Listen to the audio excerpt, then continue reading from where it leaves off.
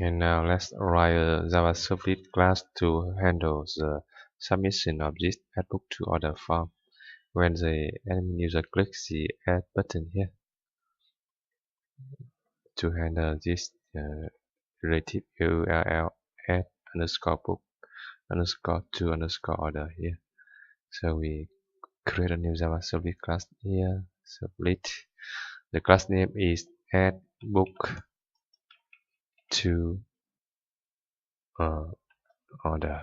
Servlet.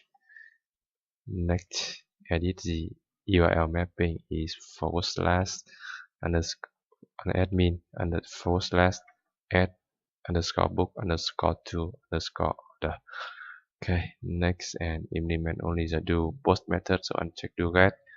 Finish. And here we go, the generated code of the Servlet class AddBookToOrderServlet. And we implement the code in the do post method. And in the form you see we need to read the values up to a field book ID and the quantity number of copies. So here we need to read the book ID book